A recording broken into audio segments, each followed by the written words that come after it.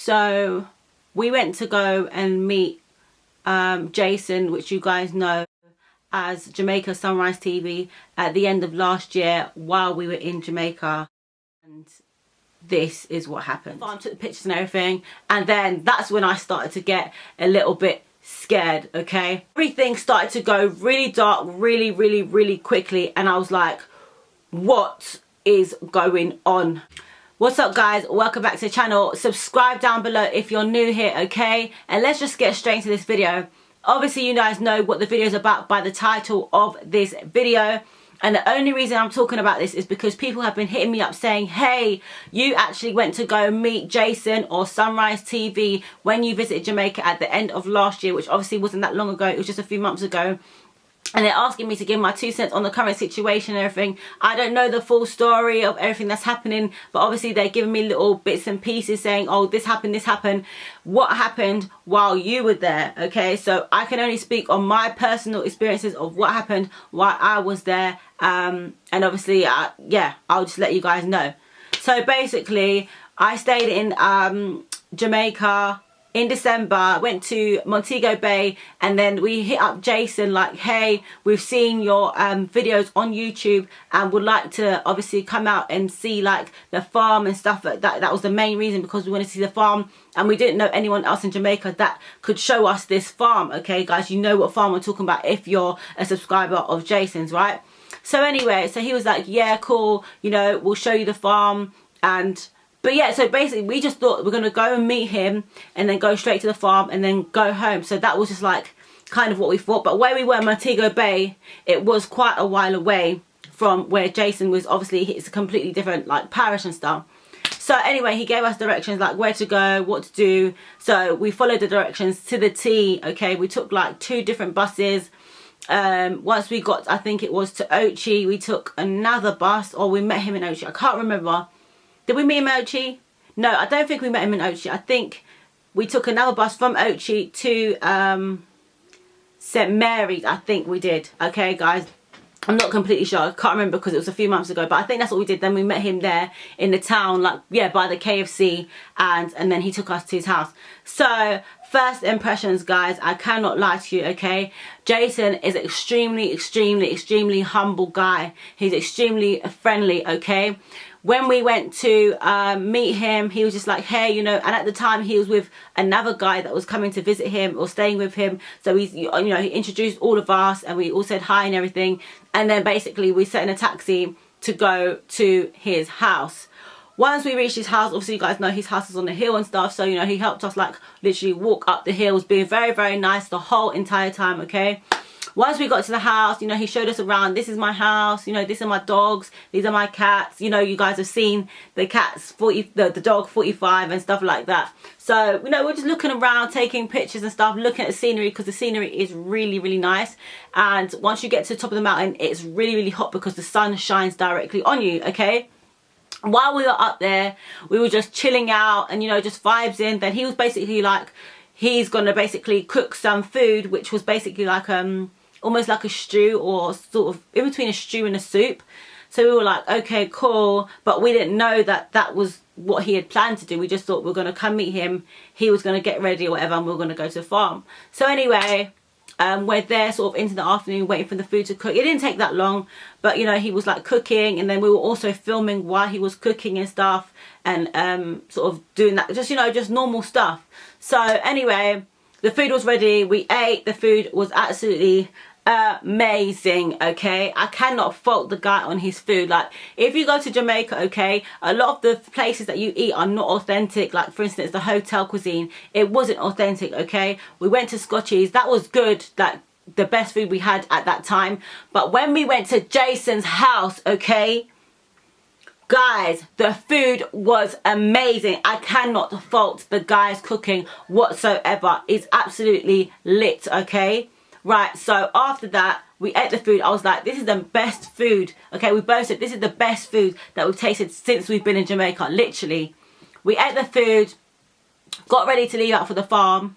And yeah, so we got in a taxi, and literally the taxi just whizzed us straight to the farm. you know, we walked and walked and walked until we got there. We took pictures and everything. And actually, because I was quite scared, because obviously the farm is like through, you know, like some areas that you don't really want to be walking through. He was like, no, don't worry about it. Like, he walked behind, so just to make sure that I felt a bit more safe and stuff. Obviously, someone who's, people that are with, that like they felt fine. But for me personally, as a woman, you know, walking in like all this bush and trees and stuff, it really wasn't my thing. So he made us feel like, he made me feel really, really calm. Like, he walked behind and was like, don't worry about it. Yeah, I've got your back, whatever, whatever, whatever. So I just felt safe, you know.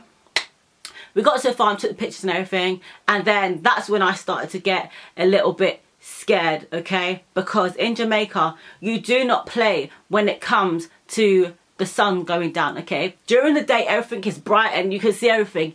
As soon as that sun starts to set around 4 or 5 p.m, it goes down really, really quickly, okay? And if you're walking through a bush, there's no street lighting, there's no nothing. So everything started to go really dark, really, really, really quickly. And I was like, what is going on, okay? Like we need to go. I said I didn't want to spend too long. I don't want to be too, we literally spent 10 minutes in there, out. Like, they wanted to spend longer.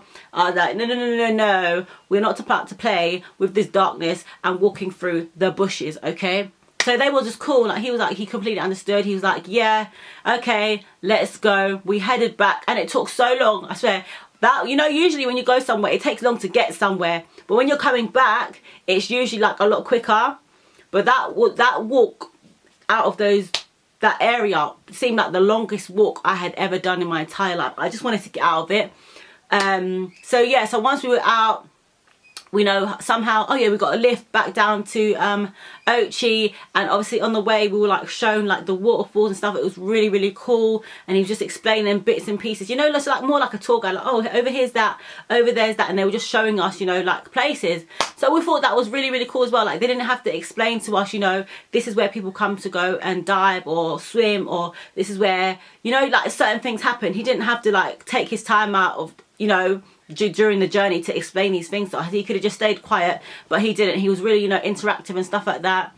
Then obviously once we got to Ochi, it was really dark and quite late at this point in time. I'm tired, so we basically said thank you so much for showing us around. Obviously you're gonna give a donation, and it's like a lot of people question me like, oh, like, did you give him money, all this sort of stuff. Obviously if you go to meet someone, especially in a circumstance like that, they're showing you around, they're taking you places. He's not asking for any money, okay? He's not saying to me, oh, if you come here you need to give me money. He's not saying that, okay?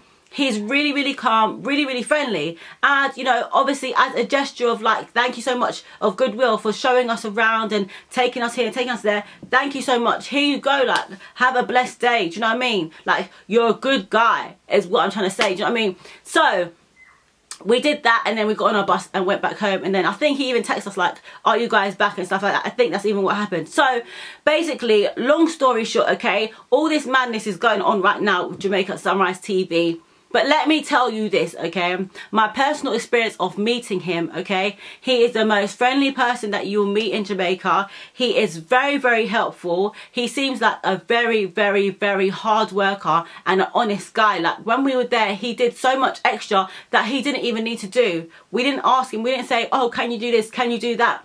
He was just like, cool, like, oh, you like that, I'm gonna make you some soursop juice, like, I'm gonna make it for you fresh from the tree. Okay, cool, you're hungry, I'm gonna go cook you some food right now, and you guys can eat and, you know, taste the flavors of Jamaica, taste sunrise cooking.